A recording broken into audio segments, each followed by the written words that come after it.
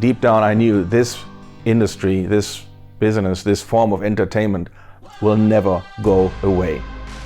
Will never go away. It can only grow. What it has become, I wouldn't have known at the time. But that this was just a fad, no way. There's just no way. I mean, once you experience playing games yourself, and you put yourself in other people's shoes, and yeah, they're gonna like it. You just have to develop the right game for them. Not everybody will like everything, but this wasn't gonna go away. You are listening to the 21 Artist Show, a podcast that inspires creatives to make meaningful content to pursue their passion.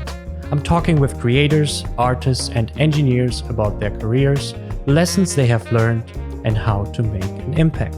I'm your host, Alexander Richter. I'm a technical director and coach in visual effects, animation, and games. For more content, go to 21artistshow.com. Enjoy the show.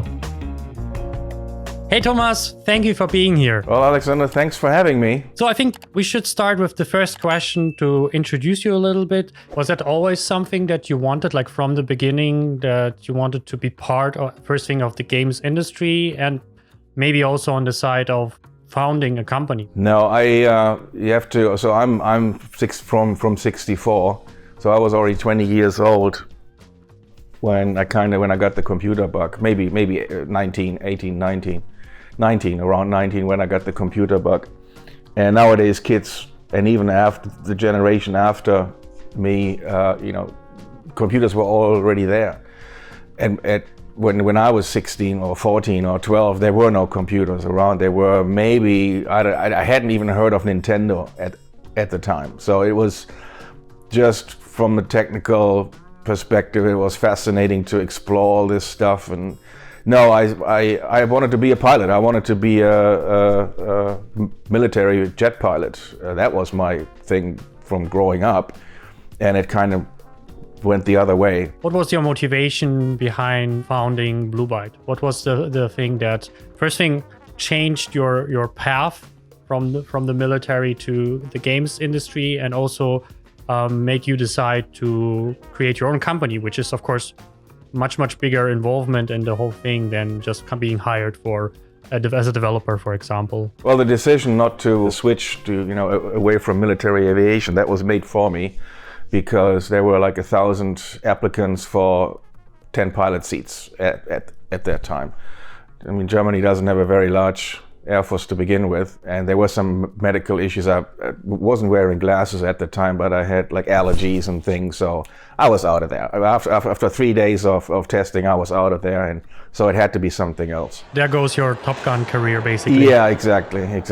But I did meet a lot of pilots that were training then, Luftwaffe pilots training in Arizona. They have a base there in Goodyear. The Lufthansa and the Luftwaffe share a training center in Arizona. So I met some of the people and the place where they probably might have sent me if I had been successful, where they teach them back in the day on Phantoms and Starfighters and what have you not. I didn't want to continue my electrical engineering, basically, and so the computer kind of thing was the closest related field and it was kind of fascinating. Once you get drawn into it, keep in mind there was no documentation whatsoever. You did get a little manual, and it would describe how to turn it on and turn it off, and maybe program a few things in BASIC and stuff. But if you really wanted to get into the machine and what it could really do, you really had to be very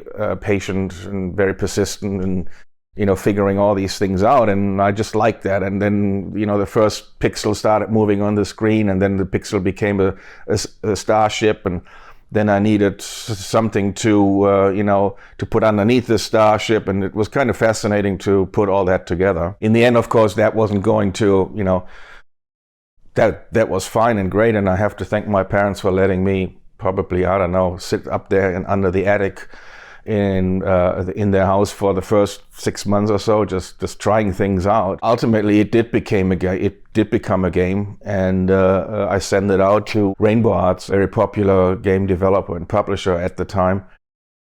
They accepted it. I worked there for 2.5 years, 3 years. And the reason why I left and Lothar Schmidt another programmer at Rainbow Arts left with me, and we started Blue Byte. The industry was very immature at the time. So now we're in 1987, 1988, very immature, and we really didn't see a path forward being employed. Me being a little bit older than the rest of the gang, not everybody, but already being 20 in 84, so it kind of, I don't know, lent itself to setting up our own business, and that's what we did. So Lothar and I left Blue Byte, left Rainbow Arts August 1st. Or we started Blue Byte August 1st, 1988. Pretty much just with a couple of ideas, two computers, a couple of ideas, no office space. So we were working from home. Yes, kids, we did that back in the day as well. So and being on the phone all the time, and that's how it started. Yeah, it's kind of this garage story, basically, a little bit. In this case, I think it was the addict story, kind of. Yeah. Can you give us a little bit of an insight? What was the industry, because it was in Germany, what was the industry at that time in Germany? What games were there? What companies were there actually existing at that time? Yeah, there was Rainbow Arts. That's where I spent a couple of years in Gütersloh, and there was Magic Bytes. They were also in Gütersloh, and they were actually the managing directors or CEOs of both companies. They actually had worked together in the past and split up before I even joined the industry. And I think they were both supported and sponsored by Bertelsmann, which is a huge publishing concern in Germany. So they had a publishing agreement in place, and they were one of the first ones out with games, really. There may have been 2 or 3 others in all of Germany at that time. It just wasn't a thing.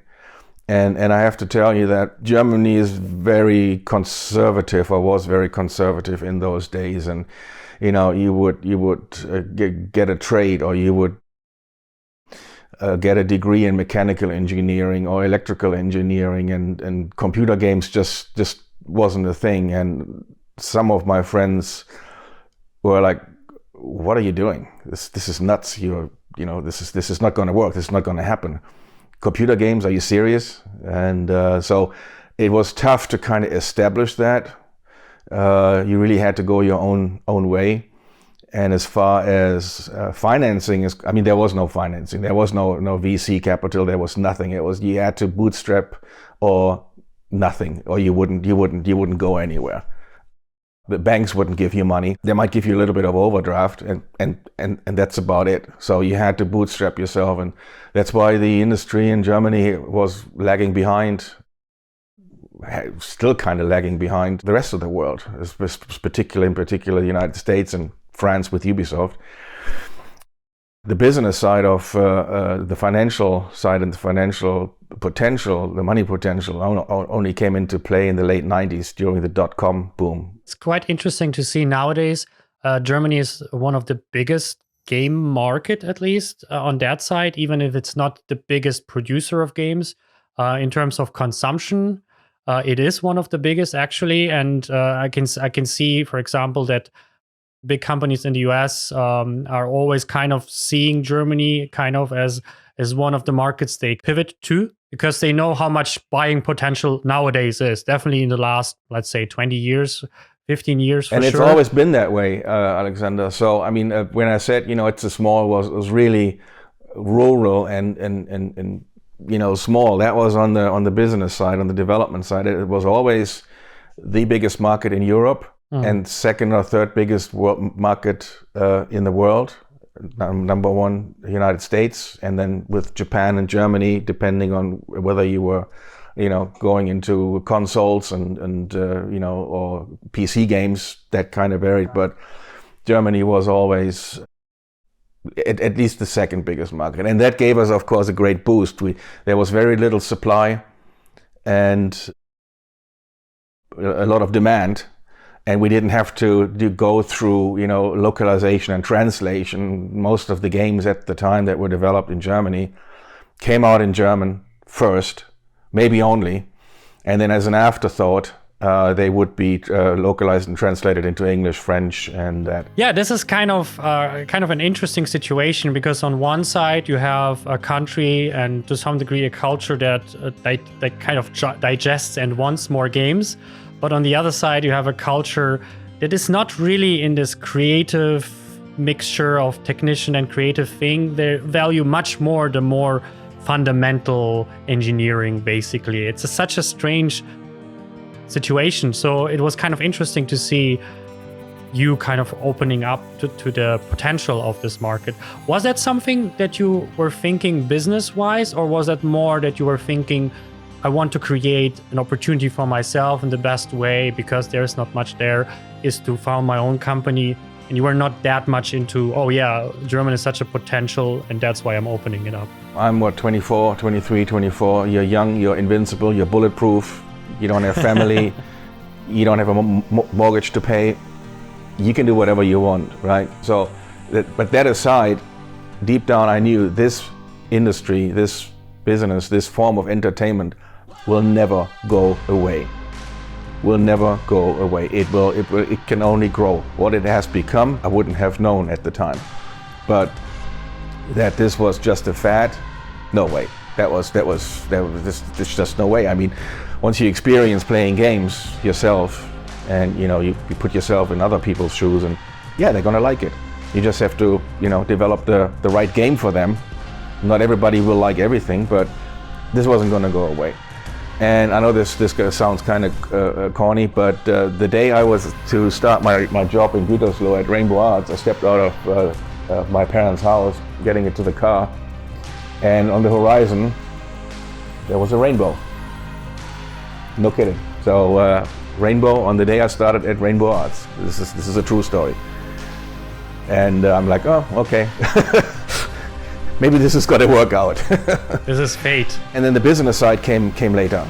Like I said, this was a very immature business or industry, and a lot of young people coming together, trying to make things work, and there was a lot of chaos and a lot of distraction. So we figured that we don't need all that. Let's do it for build the games that we want to build. When you work for a developer, you basically have to make the games that they want to make. If you are the developer, or if you are the developer/publisher, you can make the games that you want to make, and that's important for everybody, I guess, in this industry to a certain extent. For some it's more, for some it's less, but that was our motivation. And then money, of course, sure, but we had to put money in at first. I mean, Lothar's parents, my parents, they financed us for the first 6 months, and living expenses, rent, all that stuff. We probably couldn't do it today. Well, maybe we could, because we have all these fancy tools now that we had to develop everything from scratch. There was nothing there. We had to develop our own visual tools and sprite routines and level editors and all that stuff. So there was a lot of leading up to before you could actually make the game. And then it was never really, speaking for myself, but I think I can say for Lothar as well, it was never really about the big money. That never really, I mean, we wanted to pay ourselves. We had to pay our employees. I think in year 2 or so, we started hiring people, first freelance, then employed in an office, and we had to pay for the office space and all that stuff. But it wasn't about, I don't know, and maybe that was a little naive or something, but it was never really about the big money. It wasn't. That kind of led towards probably me selling or having to sell Blue Byte, because that business side was underrepresented. That cutthroat, okay, we need to do this, we need to do that, and even if we don't like it, even if you don't like it, that kind of was missing. That was great as a working environment, and but a company like Ubisoft is run differently than a small company of Blue Byte, as an example. And I don't know how they run their business, but I know they're very successful and they're doing something right. So at some point, it just changes from you become a manager. There's no creativity there anymore. It is just you talk in the morning. You talk to your CFO. In the evening to your shareholders, and it's just it has nothing to do with game development anymore. And at that point in time, I said, no, I'm done. This kind of reminds me on the episode we did with Carl Rosendale, who was the founder of PDI, and for him was like a lot of that he cared about was company culture. That's also the episode about. And the moment that DreamWorks bought PDI, basically the company culture changes. The way that he works changes. The challenges of his own life changes and work. And of course, the way that people kind of connect with each other. For example, one of the things was DreamWorks was a bigger company and they kind of were less transparent also in terms of internally. They didn't want everyone to know every number or something like that, which was something that Carl cared very much about. He wanted everyone to be aware, hey, we, don't invest in a bigger render farm because we are investing in this or because we didn't have so much success with the last project or something, So I think there's a lot of similarities I hear between that. But let's go back and see where we originally started. So when you decided to do that and kind of like a little bit maybe naive in terms of that, but your main focus was on making more games and to some degree create like an employment for yourself compared to making a business. That was kind of like secondary, sounds like. It was more like, I have enough money that I can continue doing that, and at the same time I can make games that I enjoy. So there were actually 3 of us in the beginning, and one got cold feet. So that's the first thing. You talk big, and for people that are in that situation today, maybe they want to start, they're working somewhere, they want to start a new business with their buddies. 5 may say, oh yeah, I'm going to be with you. I'm leaving. We're doing this. But you may only end up with 2 or 3 in the end. And there were no hard feelings. We actually worked with this person later on, a few years later, and he worked on another tennis game for us. So there was no, there were no hard feelings, but he wasn't ready for self-employment. And me being exposed to my father's business, I kind of knew what was coming. And so we had to do the accounting and all these kind of things. But the first thing is, okay, what are we going to do? Lothar wanted to do the tennis game. That was his thing. That was the first idea that he wanted to explore. I think that idea probably started to form at Rainbow Arts. I don't know.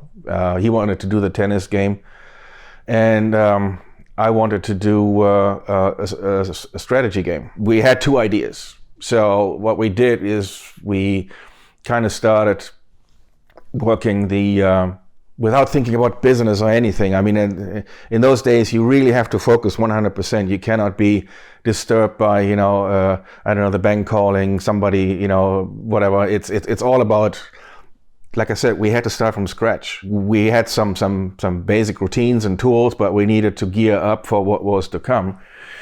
And after about 6 months or so, I noticed that we weren't really making all that much progress. So I said, Lothar, we need to have an office. We need to be in one place. You cannot be in Düsseldorf and I'm in Mülheim. It's just not working. We need to be in one place. So we got a cheap office and still no money inside, not even a product inside. We were still probably 9 months away from releasing, from finding a publisher.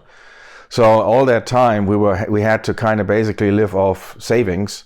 And I had programmed this tool to make sprites and backgrounds, and we kind of tried to sell that, and we sold a few hundred, just to bring some money in. All of a sudden, the dynamic changed, and we were basically sitting back to back with our computers. And if Lothar needed something, I could just take a floppy disk, copy the the file on the disk, turn around and hand him, or like this. Okay, this is it. Or if I needed something from Loader the same way, basically, Microsoft Network version 0.1 with floppy disk. This is the cloud. By the way, we probably need to establish the floppy disk that I will introduce here as an image, because I'm not sure if everyone's aware what a floppy disk anymore is. Yeah. It's basically for the younger generation, it's the save button nowadays. Yeah. Basically, the moment you move together into an office, the whole way of working and productivity basically skyrockets. And that's why I'm still today. I'm still a big proponent of working in an office at least a few days during the week. It doesn't have to be all the time. There are parts in your in your workflow where you don't need distraction, but that creative spark, that the exchange of information and having a second or third or fourth or fifth person looking at your work and critiquing it. I need to be in the same room with that person. That's when I can be most productive, and I've noticed that in the past with other people as well. And then we can go, back into our offices, workspaces, whatever, and do our thing. But complete, remote work in a creative job, that's tough. And I've worked with freelancers remotely all over the world, and it just takes so long to explain an idea. And so at any rate, so that's it. It changed, it improved, and now we were getting closer to having a demo disc, and so we send out demo discs. I can't tell you what must have been, I don't know, 89, somewhere in 89. Probably a year after we started out. And we didn't have a name at the time. It wasn't Blue Byte at the time. It was just Hertzler and Schmidt GBR, which is like an LLC. And we didn't really think we needed a name at the time, and we didn't. So like I said, we were completely focused on developing games. We didn't have marketing brochures. We may have had business cards, but that's about it. And maybe letterhead. Which is kind of, to some degree, the opposite of nowadays. That's a little bit why I like to talk about like the older days, and to go back to some of this success stories of the past. Is nowadays people sit longer on the title of their company, of their product, how to market. They create amazing trailers that of course are fake as shit, and they basically, and also for themselves, they basically overmarket themselves and focusing much more time on how to present ourselves through Instagram, LinkedIn, and so on, compared to actually working on the main thing, and then afterwards finding the okay, now I have the skills, or now I have a product, or kind of close to be there. Let's figure the rest out of how I bring that to a cool logo, a cool title, a cool whatever. So I feel like this is such a opposite way of nowadays that I sometimes really like to hear that element of I was focusing on that, what I cared about, and now I had to make it out of business, so I added this last element to the whole thing. I think the companies that were successful in the end, I mean, we weren't the only startup at the time. There were others. But we were, I guess, if Magic Bytes and Rainbow Arts were first generation, then we were second generation.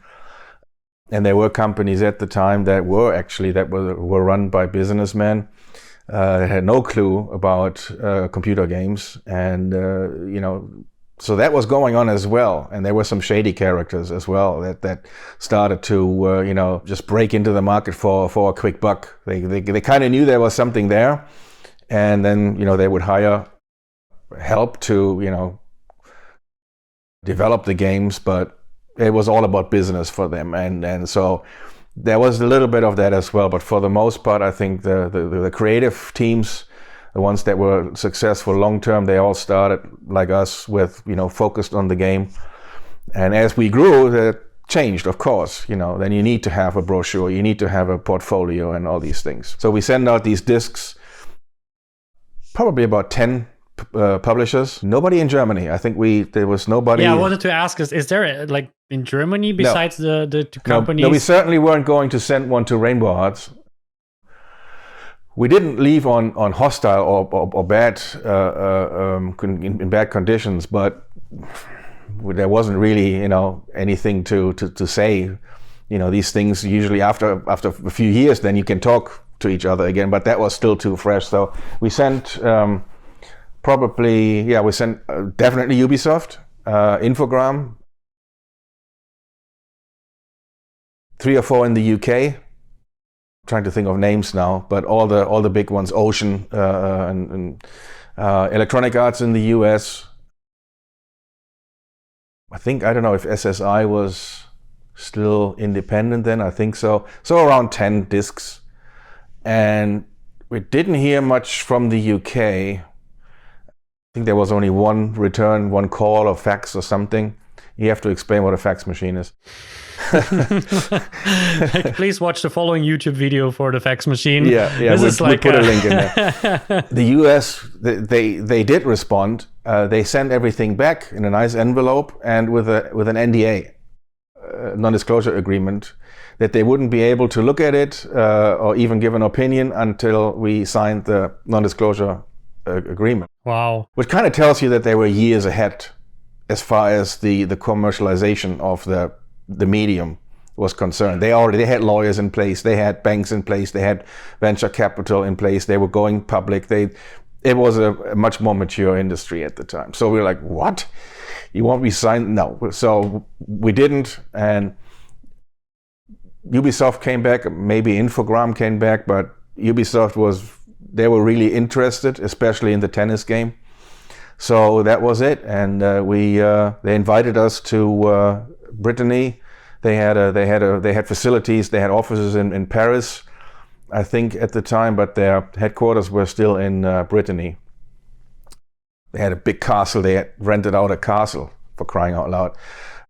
Louis XV, I mean, it's and the programmers were living there, and crazy times.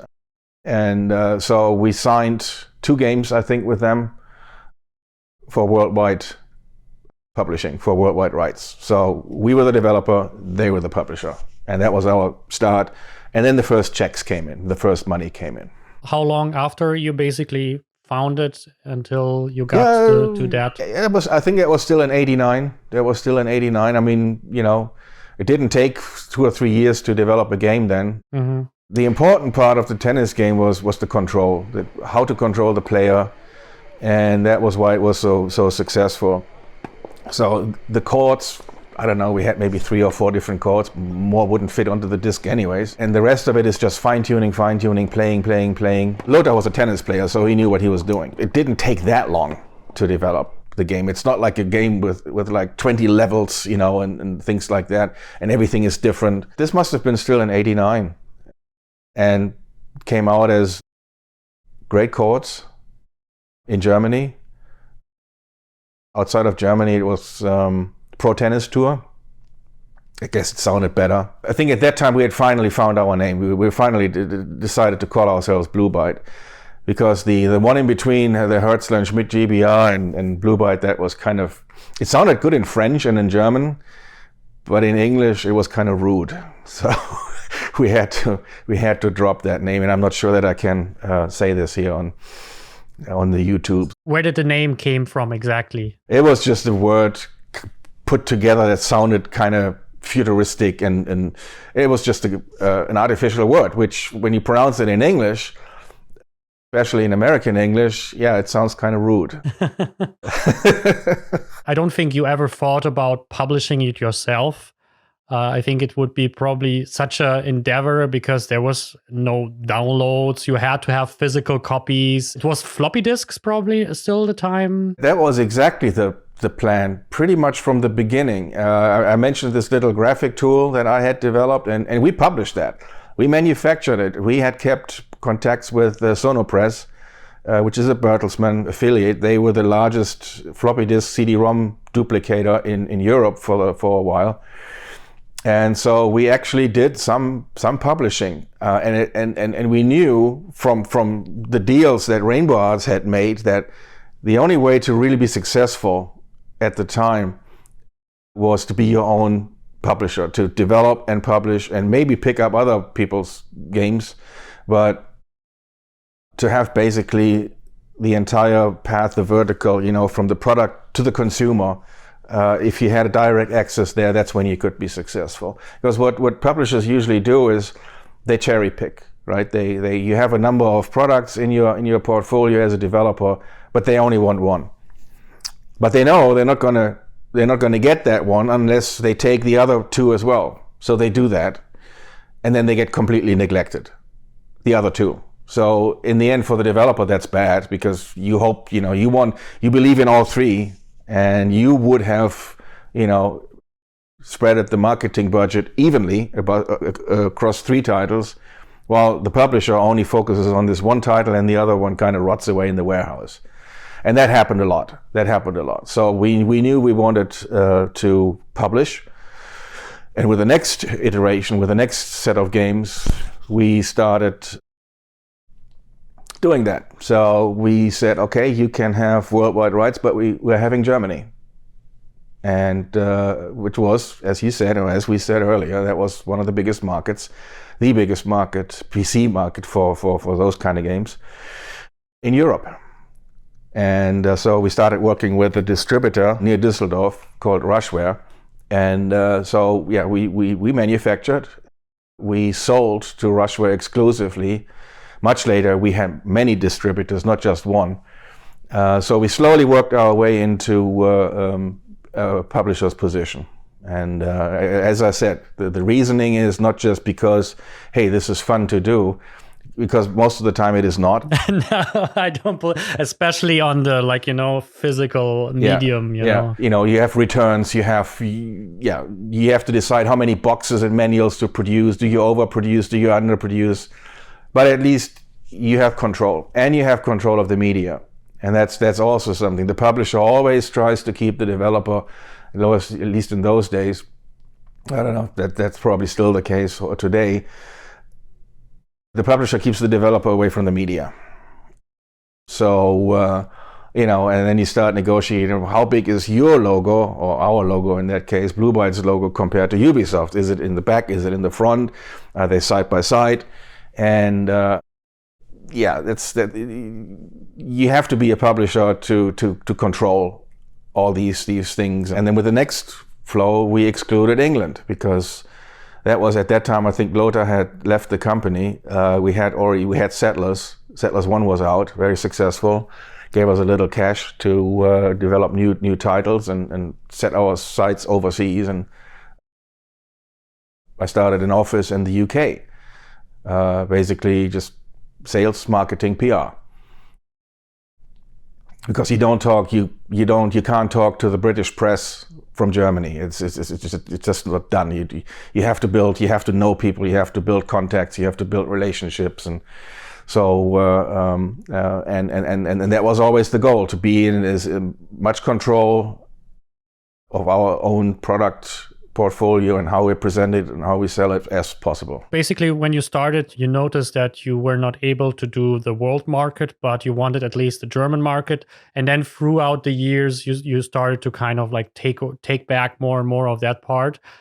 And I think that is smart, because I think one of the things that I see with a lot of companies or areas in general, like from education to software to whatever, a lot of people only focus on creating something. I create the MASTERCLASSES, I create the software, I create the animation product or something, and they kind of lose the opportunity and, of course, the bigger piece of the pie from that by also distributing as far as possible. Of course, you are not comparable to a Disney distribution if you make a movie or something like that. But what I like is this looking ahead than just being a software development company and letting publishing completely off your hands and just be like, okay, we do the product, someone else distributes, and we get a cut, basically. And I think that the smart part was actually to already slowly taking that also as part of your business model. That sounds great on paper, really. I mean, And if we hadn't had so many bad experiences with that, I would have been happy just to be a developer.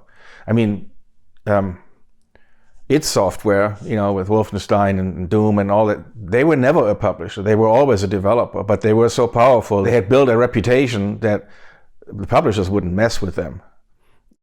So once you're in that position, then you don't want to be a publisher. Maybe you want to focus on being a developer only, but with the chain from the developer to finished product to a distributor to a retailer to the consumer, that's a long way, and like I said, there's so many things that can go sideways in that path, especially after you give the disc to somebody else. Special interests come in.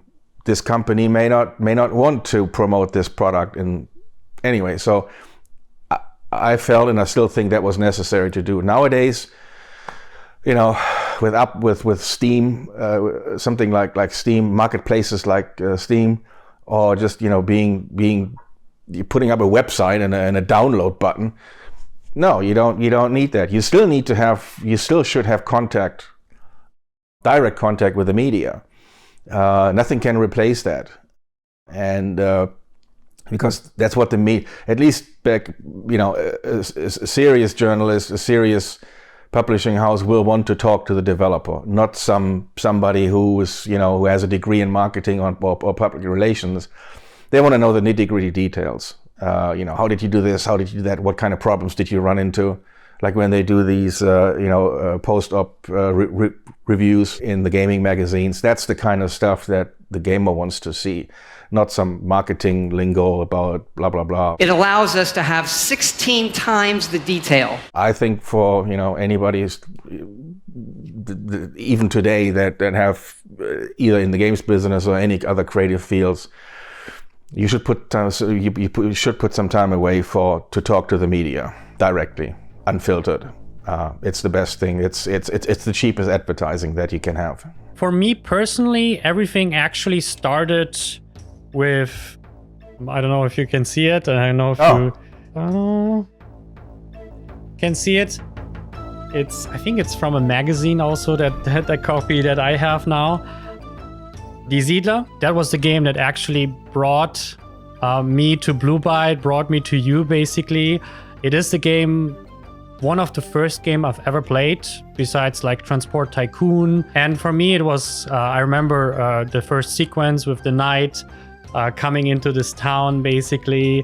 And of course then the other parts, especially Die Siedler 2, which is my favorite from all of them. And for me, that would be the interesting part, is to see how it came to be that especially the first and then the second part was created. How did you came to that situation that Blue Byte was making Siedler? To say this right from the get-go, the Settlers, Die Siedler, that was not an in-house project. It was a submission. It was submitted to us on a disc by a gentleman called Volker Wertig.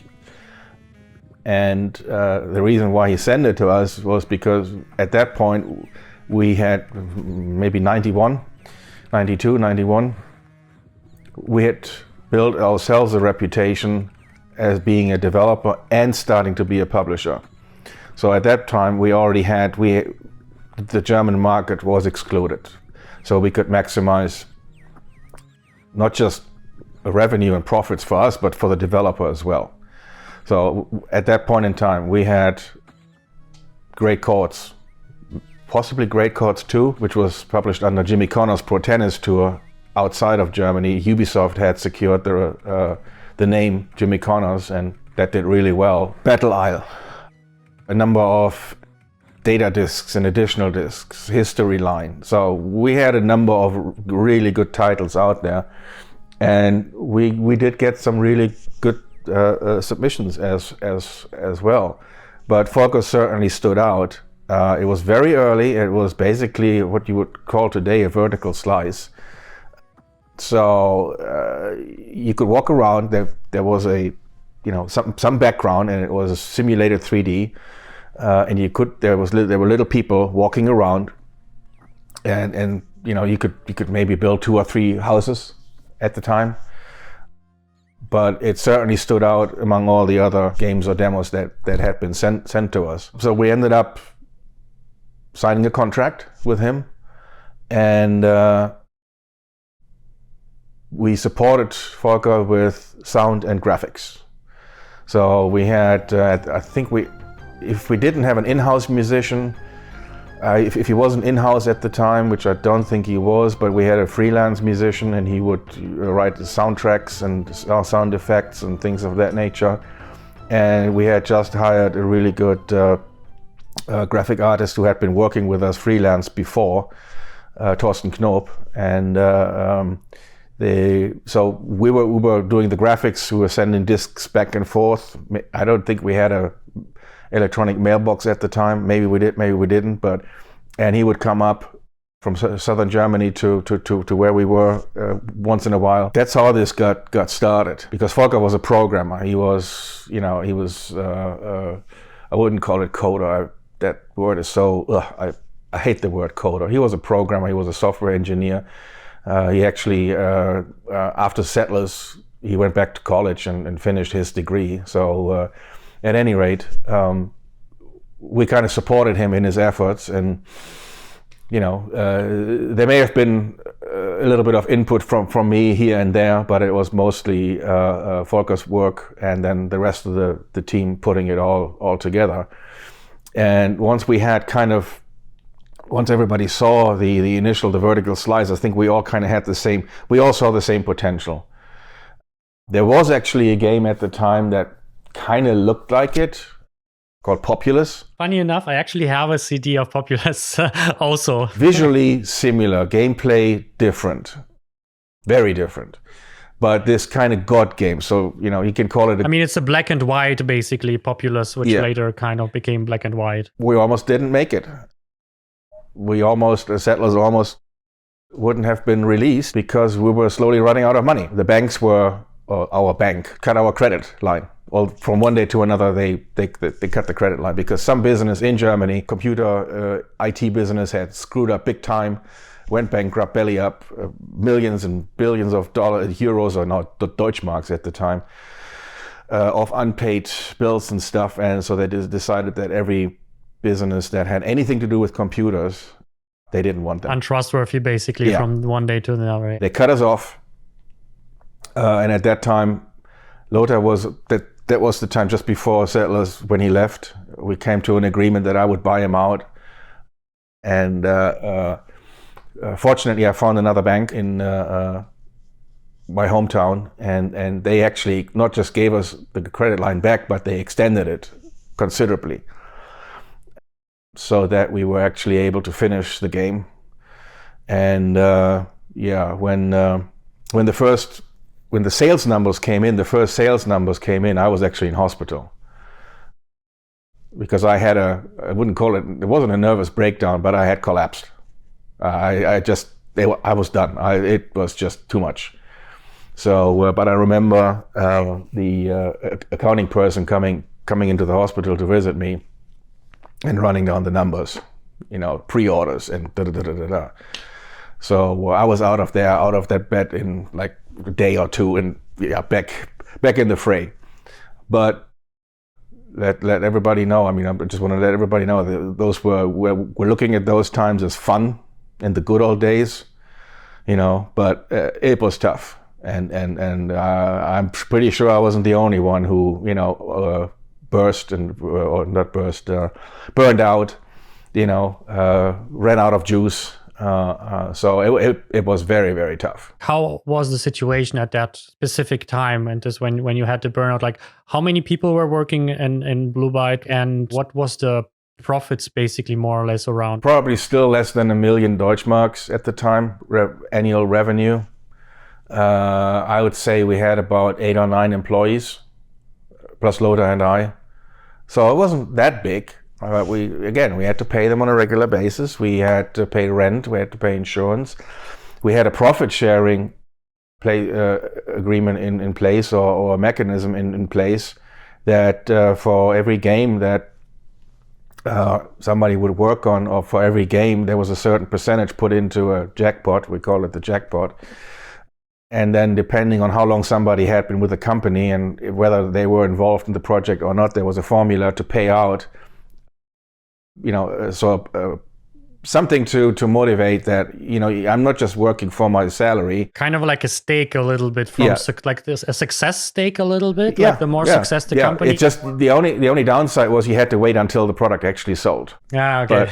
But that worked actually rather well for a while. I mean, it motivates you to finish. It motivates you to get something out of the door in a way. Because the argument was always, well, the external developer, the guy who brought us, I don't want to use Volker's name too often here because, you know, that's just the situation. But let's just say, you know, well, Volker gets a percentage. Why don't I get a percentage? And, you know, I'm thinking, you're right. You should get a percentage too. But Volker is the guy who came up with the idea. So obviously he gets a bigger piece of the pie.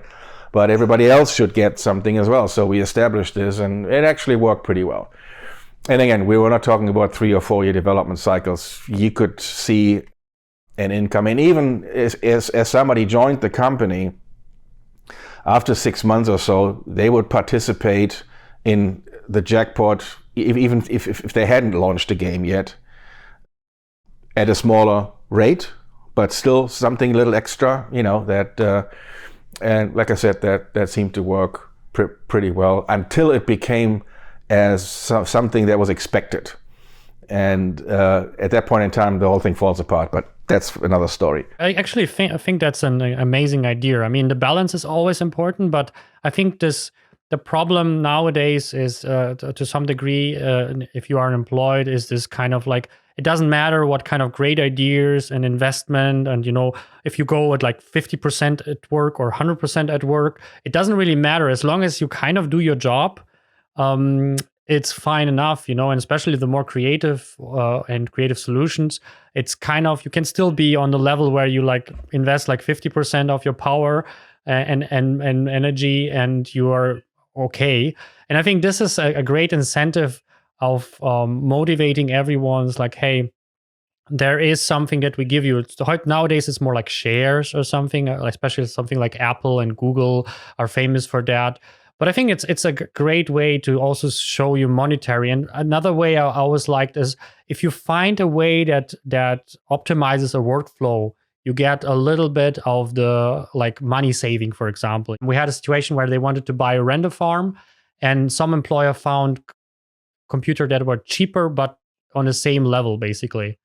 And he got like, I don't know, 5,000 euros just kind of as a thank you because he saved like 20,000 or whatever. And I think that is a really, really great incentive. So how was it like on the Siedler one specifically? Was Volker the one who basically, you were mostly publisher for this specific game where he was doing all the creative decisions, all the content decisions, and you were just supplying him with advice, with graphics, with audio? Thorsten, I guess in particular, the artist, the 2D artist. I mean, there was a lot of back and forth where, you know, I mean, the whole visual. Volker's not an artist. It was a cooperative effect. Like Thorsten and Volker would talk about formats. Yeah, how big can I make the Siedler? And then within that, Thorsten had complete autonomy. We had complete autonomy. That didn't matter. It didn't matter to Volker. It just had to look good. So and that's how it worked. And that was the same with sound and music. You know, how many kilobytes can you give us for sound effects and music? Kilobytes, kids. You know, I think it had to fit on. I think it fit on 2 discs. I don't know. You probably know better. You have a disc right there. But it had to fit all into this. And once the technical specs were agreed on, everybody worked independently. And then, of course, a lot of discussion, well, we can do this and we can do that. And no, we don't have time for this anymore. I think one of my ideas, or that doesn't matter if it was my idea, was warehouses. We need warehouses because things were always piling up. At the junctions.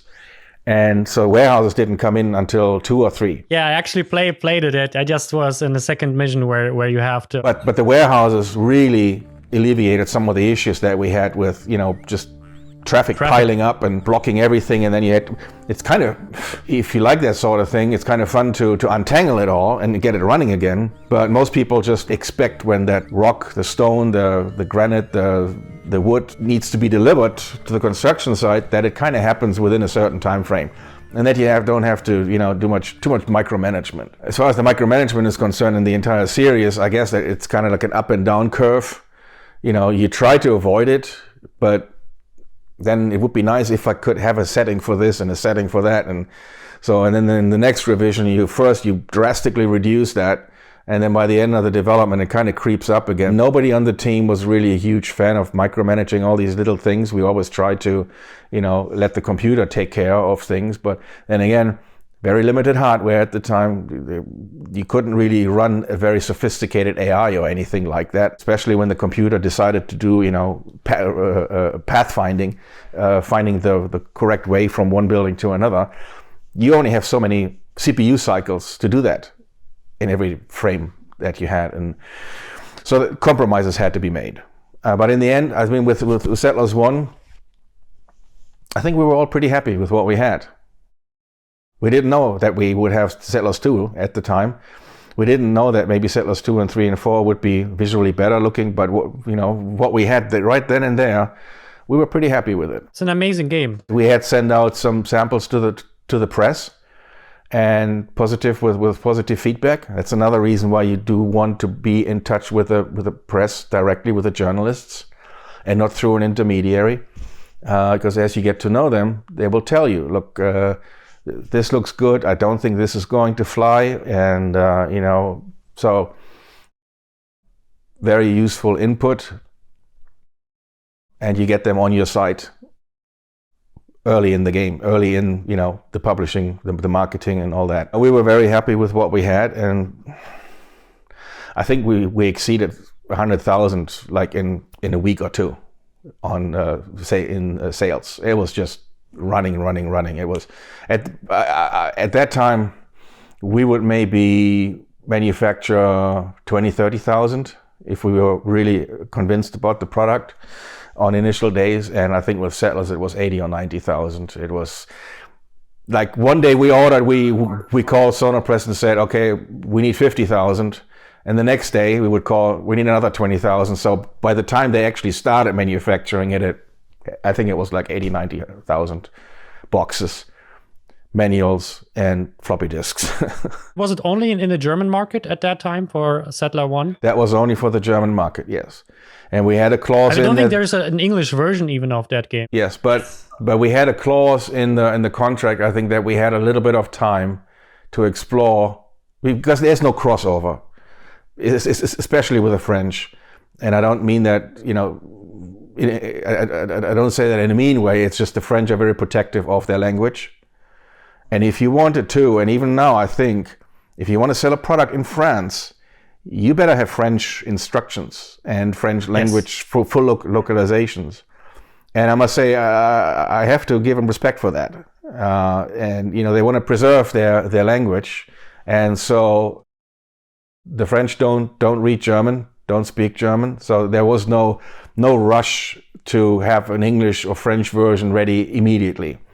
The same with the English version. Now, if you had an English version, so in that way we were kind of in an advantageous position that you could pirate the game, but who would want to play a game in German in England? Yeah, outside of Germany, it's like Kartoffelsack. You wouldn't know anything. It's like Japanese. So we had a little bit of time. And then when the English version came out, that's when the piracy really started, and it went everywhere, because everybody reads English, everybody understands what's going on. But yeah, so no, we had an English and a French version for sure, and maybe at later times even other languages. I don't know. I don't remember. The Settler 1, Die Siedler, I stated German name, Die Siedler 1. I think for me, it has, from all of them, the most personality. You can feel there's a small group of people, in this case 2 plus the sound music designer 3, who basically branded their own ideas and style and what they like, what they thought, plus of course the input from us. But you can feel it the most on the first part, where you feel a specific kind of there is this like the characters of the enemies, which don't have really a story, but I think they had a little short introduction in the handbook or something. But they had like different personalities in terms of how they behave. like in terms of attacking and stuff. And that's something I liked. And it was also in that time you don't need it as much to understand to create like in your mind this world, where you just saw a picture and maybe saw a little bit of a different behavior in terms of play a game, and suddenly you are opened up like, oh, this person is arrogant and he is or whatever. And I really liked that about the first Siedler. It was it opened up this, it did a lot of things and inspired your mind to fill up the gaps, which probably did a lot of games in that time. A lot of games did that. I really liked it about that game specifically. Yeah, out of necessity, because we didn't have the memory or the bandwidth or the resolution to fill in the gaps. And I think that's why there's such an active retro market. Because, with the pixelated graphics, you kind of have to fill in the details yourself. You can let your creative mind spin a little bit and today, looking at, I remember some games very fondly, and if I look at them today, I'm like, oh, that's ugly. But then I look a little longer, and I'm like, oh, okay, now I remember why I was so fascinated, because, if you fill out the pixels, you have your own built-in anti-aliasing routine and, whatever. The mega zoom, zoom in like they do in the TV shows, and, more detail reveals itself out of a single pixel. Like CSI, where they like, oh, I cannot see this plate. Please zoom 5,000 times. Exactly. I keep mentioning Thorsten Knoop. I think Thomas Hertzler, who actually was the lead on Settlers 2, I think he also supported Volker with some code, with some programming stuff. So, like I said, if I miss somebody here, then it's not intentional. It's been 30 years ago. The big success of Settlers, I think, if it was one element, it was, the German press had a name for it called Wuselfaktor.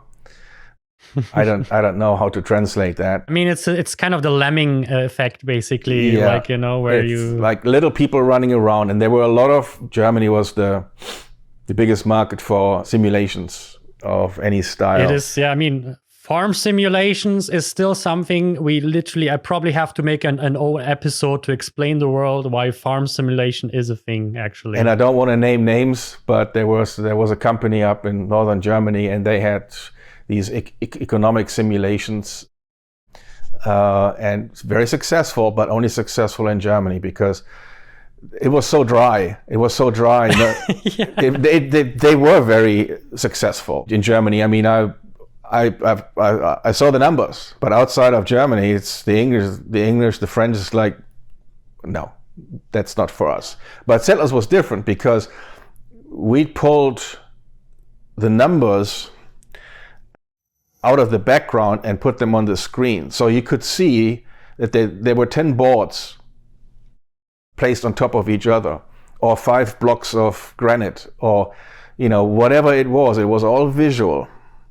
While the typical German economic simulation, you have to go into a menu and then you look at a number and then you basically Excel spreadsheets. An Excel spreadsheet, right?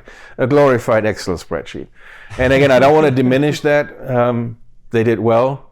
People loved playing these games, but ours was all visual. Everything, there was nothing hidden, and you could see exactly how the wood made, or the construction material made its way from the forest and from the quarry to, processing it into stones and lumber to the construction site. And you would actually see a little guy carrying a piece of lumber or whatever it was that they were carrying. That's also part of the Wuselfaktor. You have all these little guys running around, and technically, as far as we stressed the Atari and the Amiga, I wouldn't say to the limit, but it was still, pretty amazing that we could all move all these little tiny people around and make them follow certain instructions and all that stuff. So technologically, it wasn't, and I always try to stay away from technological marvel.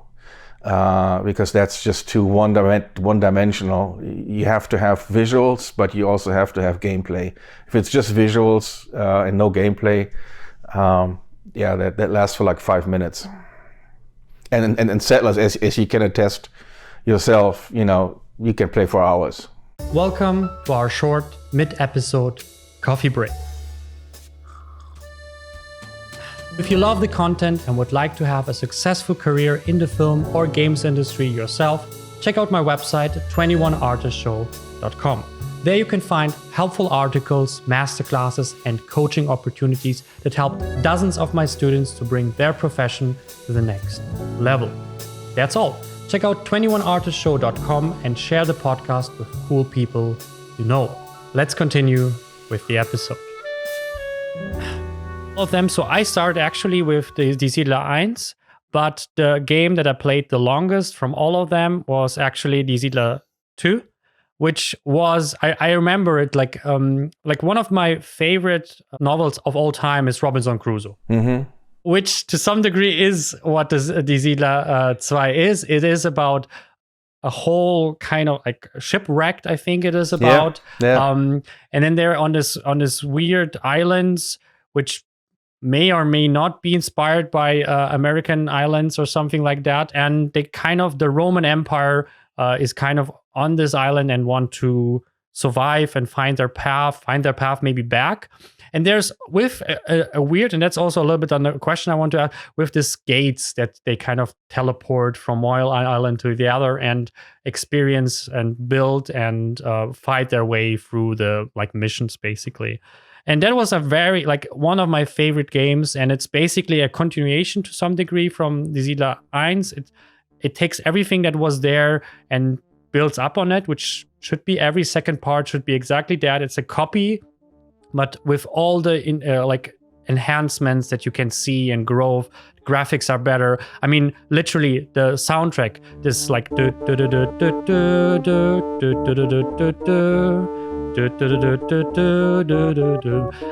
I was sitting there. I didn't notice that I played like for this episode. I was playing the game for 2 hours. I didn't even notice that I was playing for 2 hours. That is like basically what you talked about. I was not noticing it. And the funny enough is someone was sitting opposite to me and he said, does this game also have other songs? Because it has this, at least in my version, it only had this one song playing in a loop and it's just like 1 minute or something like that. And if you click in the menu, you can find other songs actually. But I didn't even notice because this loop, for some degree, like, and the sound design, for me, this extreme like birds and effects, they're still stuck in my head about like all the effects. It's like watching hearing a Half-Life sound. It's this very specific sound that I remember, So for me, the Siedler 2 is actually one of my like most memorable games. I love the small story, which is not huge. And there's so much connection with this game for me. And yeah, it's for me, it's one of the best games of all time, to be honest. We almost ran out of money for Settlers 1. And how stressful it was to bring it to market. Settlers 2 almost didn't happen because Volker didn't want to do it. He wanted to continue his degree, finish his degree, and that was fine with me. So naturally, I turned to my in-house developers and say, hey, and that was already maybe, I don't know, quite a while after the launch of Settlers 1. So we didn't immediately start. It took a little while for us to register, well, we really have a hit on our hands here. And then, we need to do a sequel. Nah, we're not interested. I want to do this. I want to do something else. And I had to beat them with a stick. I had to really, I had to put my foot down and say, guys, we need to do this. This is probably how it looks like at the moment on Steam, where no one wants to work on Half-Life 3 for a million of reasons. I may have said something like, well, think about the jackpot, what that's going to do to the jackpot, right? Okay. And basically the same people that supported, the same people that supported Volker would be working on Settlers 2. So Thomas Hertzler, Thorsten Knoop, I think Heiko made the music. You said you love the music so much. I'm pretty sure he loves to hear that. Heiko Ruttmann. And it was a bit of a struggle. And then reluctantly, they started working on the game. And since they already knew the code inside and out, it wasn't that difficult to expand on it. So what you described there earlier is basically we added to the core game. With Settlers 1, we had a core game, and now we added a meta game to it, connected the dots. Instead of just, going from one level to another, there was a little bit of a story, and why you would branch out and do things, and so you add on top of the core game, you add something else, and that makes it so much bigger with very little effort, actually. And then you see this in a lot of games today, where I'm a huge fan of World of Tanks. I play it all the time, and the game is like 5 minutes of shooting each other with tanks, which always ends in one side losing or winning, and they're very repetitive. But the meta game that's built around the core game, that where you manage your platoons and all that stuff, that's what keeps people playing. So we kind of did that. We were better prepared for a story. I think the story for Settlers 1, I think we made that up close to the end. We had a knight, a big fat knight on a horse. It all looked kind of medieval. So okay. The story wasn't that important. The story wasn't that important in general in those days. You should read some of the background stories on the back of the box, for those who are out there that still have a collection of boxes. They are so stupid. I mean, that's what happened also a lot of times. The manuals were actually the whole story and the whole background of the game. Like a lot of games basically lived their story to the manuals, and inside the game there was, besides the art, was basically nothing, actually. You are Zork. You have to save the world. That's the default background story for every game made in the 80s and 90s. I don't know. So no, we were better prepared, and I think the players appreciated that, and they could see that Settlers 2 had become a more mature product. It may have been, the highlight. I thought that, with 3 and 4, again, we were trying to first remove the hassles, the micromanagement, the things that people didn't like. And we were, even before the day of the internet, we would read every card that was sent back to us. Every box had a registration card in it, and where you could fill out, comments, what I like, what I don't like. We would read every card that would be sent back to us, and respond to that if it was technically feasible, if it was something that really a lot of people either liked or hated. It would be considered for the next version, or maybe for a patch, for an update, which were difficult to do in the days because you had to basically have, again, a physical medium to patch your game. There was no internet. 3 and 4, I had really high hopes for 4, but I wasn't around anymore when 4 came out. I thought just the graphics were just amazing in Settlers 4. To be honest, I haven't played any of these games, really played any of these games in a long time. I've downloaded some. I've downloaded Settlers 1 on some emulator. I have an arcade here that with a MAME emulator and blah blah blah. But I haven't played any of these games at any length, probably since, I don't know, for the last 20 years. I noticed that afterwards, actually, there's now the 25 years history edition came out just now from Ubisoft. It's quite cheap also, like $15 for 7 games, which is amazing. And they updated everything. They seems to be that, especially the first 2, they just make them compatible to the modern hardware and modern software system, but they didn't like remaster or something like that, which personally I appreciate. I actually saw so often that they remastered things and it didn't look anymore like that, and it feels different because it's new graphics. I mean, Warcraft 3 Reforged is a disaster. It looks weird and it doesn't work at all, basically. So I really appreciate that. So it sounds like 25 years. That was I just saw that when I was kind of researching for this episode, which is amazing, I think. I mean, the Settlers was a moneymaker for Blue Byte, and it certainly was a moneymaker for Ubisoft. I don't know, 5, 6, 7. I may have seen screenshots. I've seen some of the controversy around it where people got really mad because they went in. There was a Settlers Online, I think. There is, yes. Trying to catch, the free to play wave. There were certainly some things in those products that we would have never done if Blue Byte, and not just me, but the people at Blue Byte had been in charge. We would have never gone there. And I think with the last one, they were trying to kind of return to the roots, and that didn't work out so well. So, I don't know. I played the Settler 5, which was basically Age of Empires 3. It was like 3D, and it had nothing to do with the Settler anymore. It was just real-time Age of Empires kind of mixture with Stronghold kind of situation. Exactly. Age of Empires. It was fine. I played it. It was fine, but it is like a different game that cannot stand to like Age of Empires 3, for example, or cannot stand like, it's a good game, but it's not Settler, and it's also not as good as other bigger kind of like. So it kind of became in this very niche, like between nothingness inside. So Settler 5 was okay, but forgettable basically. But for me, the 2 was actually the one that kind of became. I always wanted to take the Settlers into space.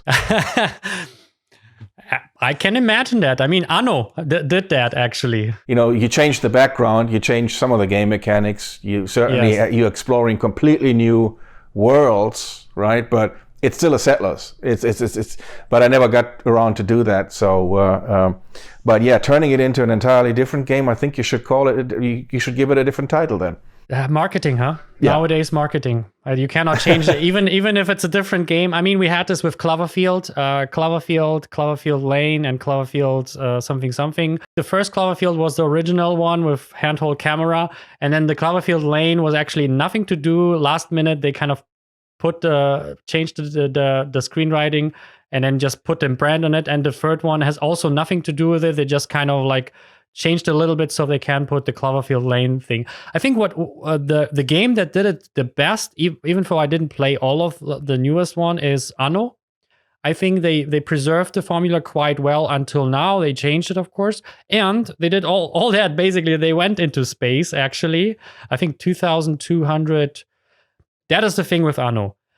The numbers are extremely hard. So 1604, 1703. 1402. That's the hard part. So you just know like the first two numbers, and then you have to guess which is the last two, basically. But I think they did it well throughout the years, basically. And funny enough, Blue Byte actually does the last iteration from Anno, actually. And Anno was our biggest competitor at the time. So definitely, I think we kind of still had a little bit of a lead, but they had a very strong publisher, Bomiko, behind it. Sunflowers, wasn't it? Yeah, Sunflower, Bomiko. Bomiko was the distributor. Sunflower was the publisher. I think that's how it worked out. And but different enough that we didn't, they weren't the same games. It was just they had seen the same situation or the same problem with a German economic simulation, that they were too dry and too much like a spreadsheet, and they went a slightly different direction.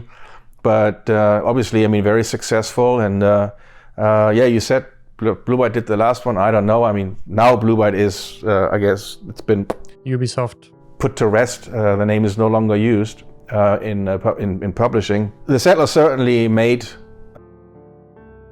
Blue Byte, and it also gave us the room financially to experiment with other titles. I mean, there were other titles that should have been really successful, should have been commercial hits, like Comedy Dynasty or Schleichfahrt, which was this underwater game.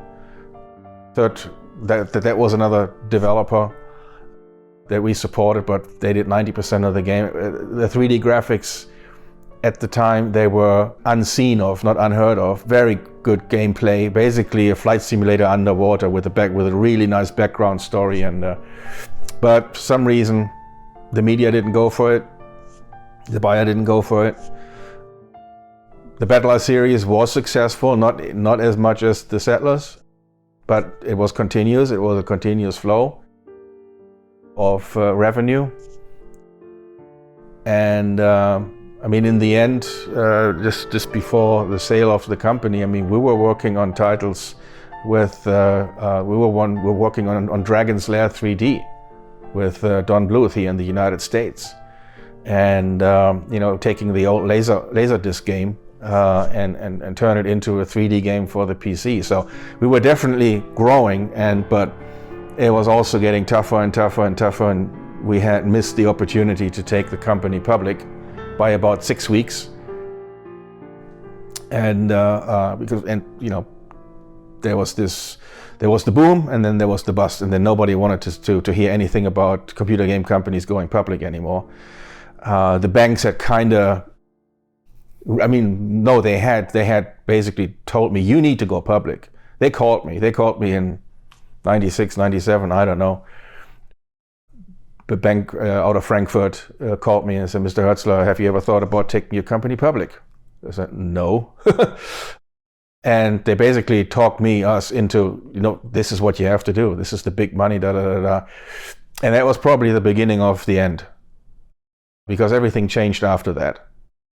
And it cost so much money just to take the company, to prepare the company to take it public. You have to change your books. You have to go back 5 years and redo the books after, certain generally accepted accounting practices gap, because, we were just a little company doing our books and filing a tax return at the end of the year. So it cost so much money and took so much energy out of creating games that I would call it that was the beginning of the end, when the banks came after us, when the investors came after us and wanted to take us public. Was that the main reason that you left? The company changed through that? Accounting changed from the local CPA, who my father had known for 20 years and I had known for 10 years, to a guy in an office, to Arthur Anderson in Düsseldorf. So the same company that was fined, I don't know how many $1 billion, because they were crooked like hell. But Arthur Anderson, basically, we paid him a nice large 6-figure sum to bring our books in order. So to take it from basically the mom and pop accounting style, there's nothing wrong with it, and we didn't cheat on it or anything, but it needs to be prepared differently for prospectors, for potential investors. Yeah, it was just and there was the lure of the money, of course, but also being the first one in Germany and maybe doing bigger projects, having more money available. But there was one company that they were slightly ahead of us. They went public, a company called Phenomedia, and their fame was, there was a game called the Moorhuhn, the little chicken. Oh yeah, I don't know I think it's now famous outside, but I remember it was a really big deal for half a year or something. It started as an advertising game where you shoot at the chicken on a screen, and that was it. And it caught the imagination of the media. And once you have the media, you may have the investors, and they didn't last long in the market, that's for sure. And either one or both of the principals went to jail for some fraudulent things. So I didn't know that. That was still going on as well, the Wild West. So in a way, I'm glad that we didn't go public. And but after that, there wasn't really much choice. It was either joining another large publisher, which basically means selling, or just reducing it, getting rid of all the publishing assets, marketing, and just basically have a small development team. And I didn't want to do neither, so we joined Ubisoft at the time, and I left. So that was that. Funny enough, Moorhuhn and stuff, that was the thing that I always thought with Plants vs. Zombies. It was this on the same level as Moorhuhn for me, but they found an angle for their product, because now Plants vs. Zombies is still a big thing. It's a big brand. You can find it as apps. Since you went through all of that, all the experience, you had a successful company and you created a gold edition game. Basically, you were part of this company and team, and who made games that are still relevant today. And for me, it would be interesting to know, what do you feel like was the best things that you did, and what are things that you would kind of like learn and say like, yeah, no, I wouldn't do that again? What were the two elements that you feel like as an owner and maybe also as a developer? Well, I guess the best thing, two things that I did is getting into the business in the first place. I mentioned this earlier. I was 100% convinced that this was growing. This was not going to go away. And I don't know that I would have been happy as an electrician or electrical engineer or whatever. Certainly wasn't going to be a pilot. So that was certainly one good thing. Maybe make it three, maybe taking the independent route, setting up our own business with Lothar. And then the third one may be getting out of it, realizing that my skill set and my desire didn't match up with what was going on. Not hanging around for too long, right? So those three things maybe. And the first two are maybe easy, getting in and getting your hands dirty and, digging into whatever you're doing there.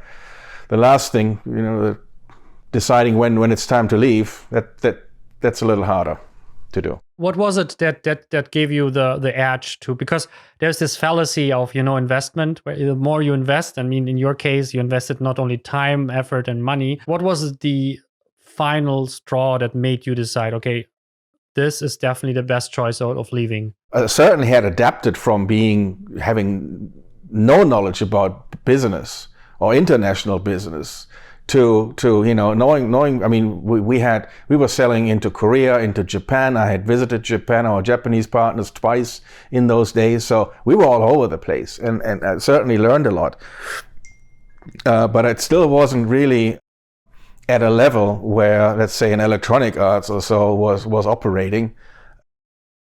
Where they have legal departments, where they have departments for everything and resources, and in the end, the investors, the money to drive you out of the market. I mean, that's if they couldn't buy you, if they didn't buy you, they would drive you out of the market. Apart from those pressures, the financial pressure and being overrun, it just didn't feel like that I was able to contribute a whole lot to where Blue Byte was going. And could I have turned myself into the financial guru, the business expert? Maybe, I don't know, but I didn't want to. So and yeah, it was. But that's a decision that everybody has to make. And some people are more successful in growing with the company than others. Some people get out very early. Wozniak. Jobs came back and took Apple to really unheard heights.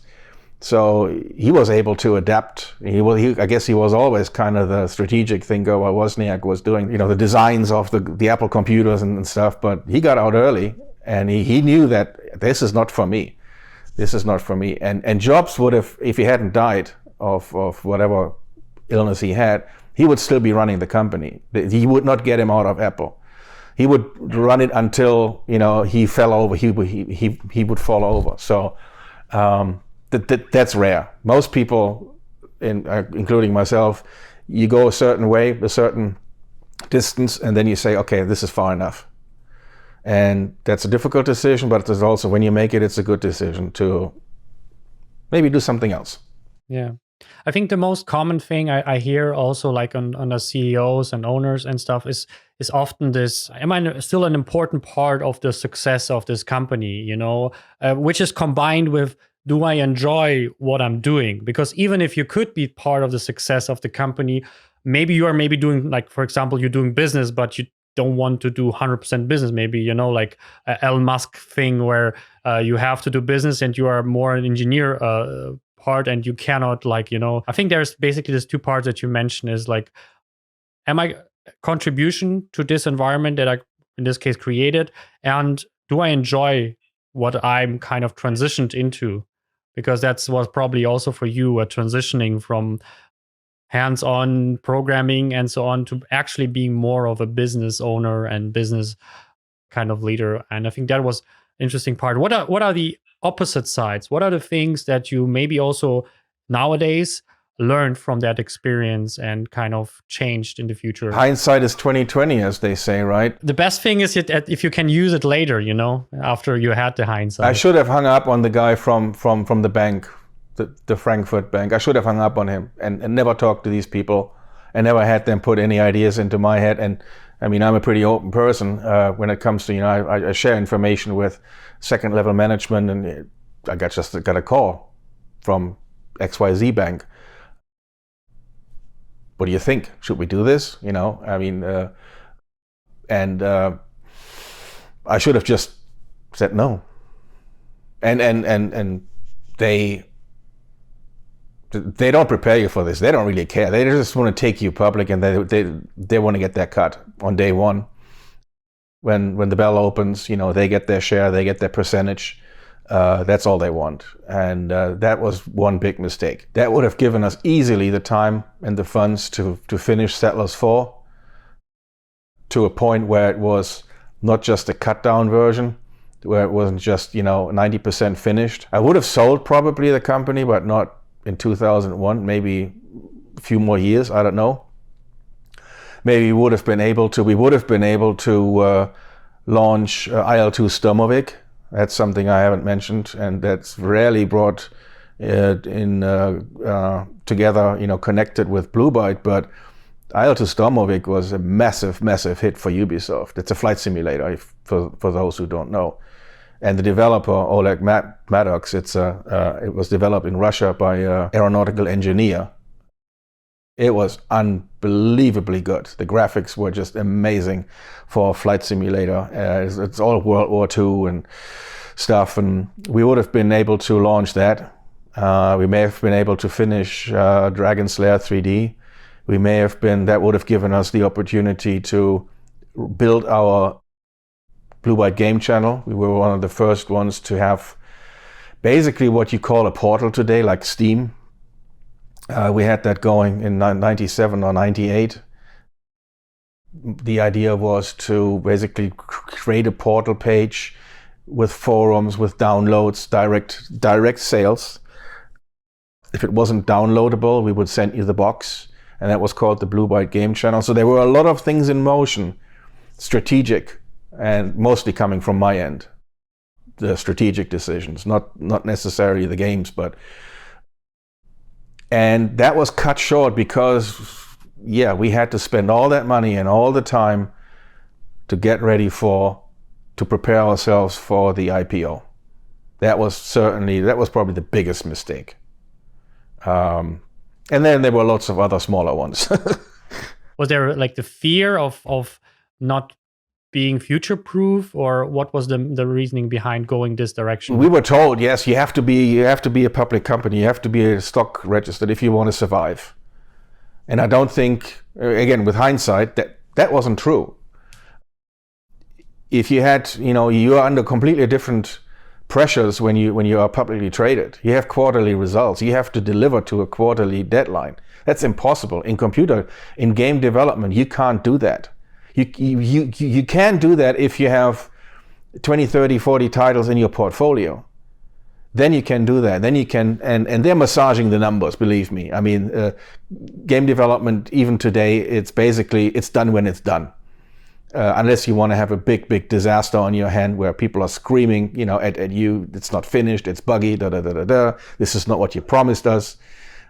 But game development, it takes as long as it takes. So you can't squeeze it into a quarter. And if you only have 3 or 4 titles every year, that's tough. So, but we were told, no, this is what you have to do. And they don't tell you the downsides. They tell you, you're going to be listed at, 80 euros. We were now in euro times. And I'm like, oh, holy shit, that's a lot of money. If you multiply that, with the shares that everybody's going to own. And everybody was going to get a little bit. I mean, the second level management, everybody would have had a piece of the pie. And but yeah, it was the being left behind. But knowing now, I think we would have been stronger. Blue Byte would have been stronger not going that route, because everybody else who did go this way small companies, and they realized they now had to do quarterly, reports. They found out pretty quickly that they would buy everything. I mean, Phenomedia talked to us. They wanted to buy me out, or not buy me out, but they wanted to take over Blue Byte because they had no titles, but they had to report something for the next quarter. And so, I guess that explains both sides, why I did it and why it was a bad decision in the end. That yes, we were told you won't survive if you don't do this. Again, being nowadays today, I think we would have been, if we would have certainly made it through 2002, because the money that I spent on doing all this, I had to hire a full level CFO. They don't come cheap. Up to that point, we had an accounting person and a CPA, right? And now I had to pay a six-figure number to a CFO, and six-figure numbers to Arthur Anderson, and then of course the big disappointment when the bank called us. Well, now it's not a good time. We may want to wait. That's how they put it. And everybody in the company was already, yeah, we're going to do this. We're going to do this. Even the developer, the project managers, the department heads, the project managers, they were all part of the stock scheme, of course. And now I had to tell them that, oh, sorry guys, this, it's not going to happen. So that's a big disappointment for everybody, obviously, and that's certainly when things started falling apart too. We should have just kept doing what we were doing. I think we would have survived a little bit longer, and we may have been better prepared for an IPO, after the bust, when the market came back, because there was another wave and another wave and another wave of investments and IPOs in games. So that is kind of a hard decision, I think. Like, even if it's not on that big level as you have, even on your personal level, you can have these decisions about, you're making a masterclass. Do you put it on a website, or are you making like this? Are you getting employed? Do you sell your product to someone instead of developing yourself? There's thousands of these small decisions if you create something, and some of them feel right at the moment, and you find out that all this things that you're not prepared for are coming your way. Same thing could have happened with like the distribution rights, by giving it away, ending up like with no product, for on your own basically, and just being on the mercy of the publisher at the end of the day, which can also happen. So it is always such a hard balance, I think. I always thought like something like the Siedler should be in this book, Blood, Sweat, and Pixels, which is an amazing book. I can really recommend it to everyone. Is basically, it's about development process, and that's one of the reasons, for example, I wanted to talk to you a little bit of how things developed and things were made, because I really enjoyed that. Of course, there are a lot of like also the negative stories of, rushed production cycles, destroyed basically companies like, sadly, BioWare, Mass Effects, and so on. Yeah, I think that is such a hard decision of over years making the right decisions and steps. But I still feel that how things developed, and for example, I really found it very smart to grow in terms of publishing too. I think that was also something that I noticed in the beginning of our talk, that you were focusing not just becoming a software or a games company, but you always wanted to keep things in-house as far as possible, as realistically possible also. We had direct sales in all three offices. So we had an inventory in our basement, selling directly to customers if they didn't want to buy it or couldn't buy it in the store. So we were doing that. We had our own music studio downstairs in the basement, something not everybody has, and it was fully decked out. Sometimes it can be an albatross around your neck, but it also gives you certain advantages, especially if you then hire out, work or services to other companies. And it was always, the idea was always go direct, get as close as possible to the customer, because the customer most of our games they loved. So we knew we had the customer on our side. What we didn't know is where's the retailer, where's the distributor, where's the publisher. Any of these three and you're out. You're not on the shelf. End of story. So, and hence the, Blue Byte game channel. I mean, that was an effort to basically channel as many sales as possible to our website. This was 99, 2000, so bandwidth wasn't quite there yet. But it was planned certainly to have updates online. You could download the updates. And at some point in time, we would have delivered the software electronically. And as that, if we weren't leading in the field, we were pretty much on par with some of the big companies that we know today. And it's no matter what product you have, whether it's a physical product or a virtual product like a game, if you can talk to your customer directly, if you have a direct link to your customer, the customer you can trust. The customer will tell you whether it's good or bad, because they paid for it. The retailer, the distributor, the publishers, they may lie to you for whatever reason. So you never really know what's going on. And I guess that's why some businesses nowadays are so successful with direct fulfillment and all that stuff, and because they are directly working with a customer and they get the feedback and can either incorporate that or whatever, learn from it, incorporate that into their product. And I think still it holds true today. I think even if the market completely changed, we now have Steams and YouTubes and whatever online websites that you can create for yourself. So you don't have to have this publication or someone in between. But I think it's still this thing of being afraid of elements, being afraid of your own taxes, being afraid of marketing, distribution, and so on. And still, I'm pretty sure a lot of people give that away because, I'm a developer, I'm an artist, I'm a this and this, and they give it away. And then a lot of times I feel like, and I experienced myself, you noticed very fast how much you lose control, understanding about your product, maybe even rights to some degree. I had this experience with my masterclasses. So creative masterclasses, I was distributing it through a website, which was great. It helped me a lot. They gave me a little bit of they give me their experience basically, because they had rules how they should be. So I learned a lot about creating masterclasses actually about them. And I stayed with them for 2 years. And it was a great experience. But one thing, and that's a little bit what you described too, was I lost control about the customers because I got feedback. But when I was asking, someone wrote me this negative feedback, maybe I would like to ask them something about it. And they didn't allow it. They were literally like, no, we can ask them. But of course, there was nothing happening. I don't even think they did something about it. So what happened for me is someone was complaining about something. And for me is, first thing, do I have to change it because it's bad? Or is there a conflict of expectations or whatever? So for me, I noticed yes, they took away the customer service, the payment things, all the things.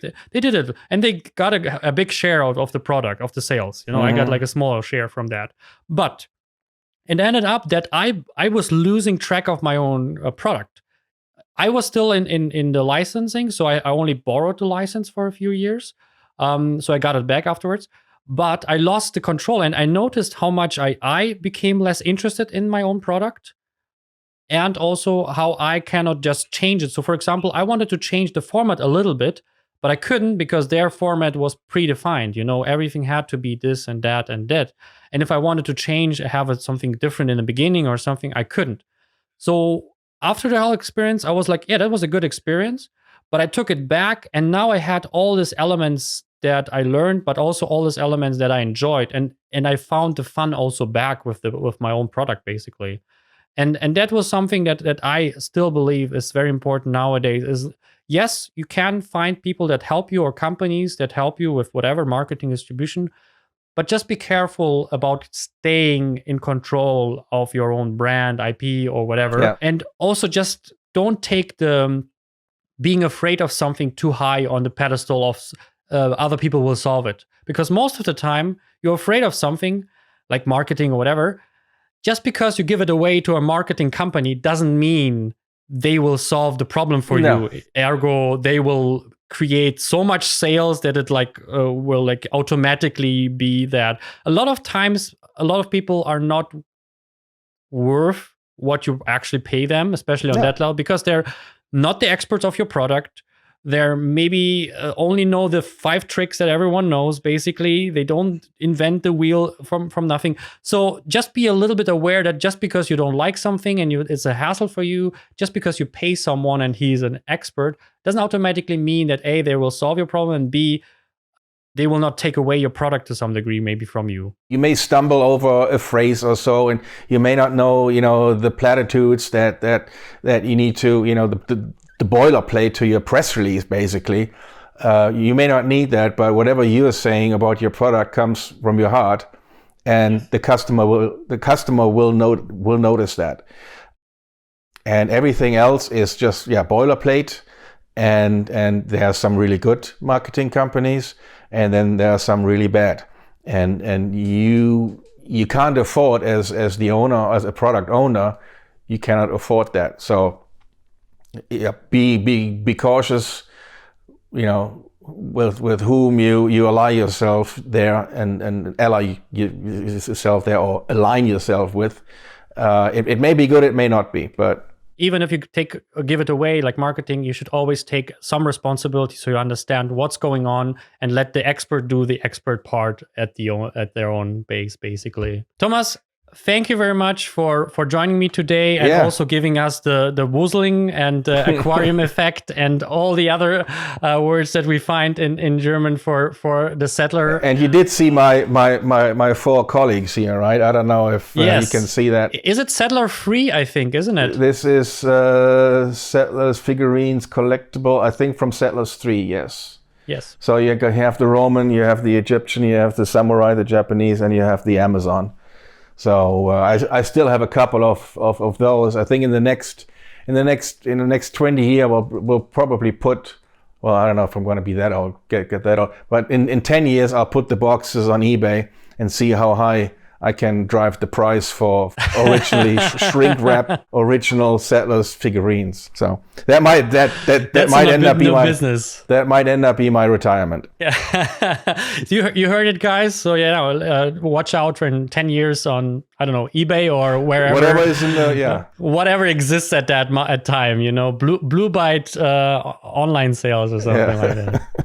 Thomas, thank you very much. It was such a pleasure to talk with you and have a little bit of a retro perspective on one of my favorite games, and I think a lot of people's favorite games. Appreciate it very much. Take care. That's it with this week's episode of the 21 Artist Show. Thank you so much for watching and listening. This podcast is 100% ad-free, and to keep it that way, check out my website 21artistshow.com. There you can find exclusive access to awesome masterclasses and coaching opportunities to work successfully in visual effects, animation, and games. Just go to 21artistshow.com. And don't forget to share it with people who would benefit from that content and tell them they're awesome. See you on the next episode. Next on the 21 Artist Show. As a student at school, I wasn't a great student because I knew I wanted to get into visual effects at a really early age, and it was interesting to analyze myself and my own thought patterns as a teenager, where as soon as you sit me in a classroom and I have to write an essay, it's going to be garbage. As soon as you sit me down in front of a computer at 2 a.m, sleep deprived, in front of After Effects or whatever, and a tutorial, I'm really into it. And I think there's partly from a lot of the schooling systems, and I know I'm generalizing saying this, but a lot of the schooling systems around the world kind of force you to just memorize stuff. And only a few teachers are really good at finding that inherent desire in people and helping them unlock that curiosity and follow the curiosity, because it's a key component on how you learn and how you be effective, I feel.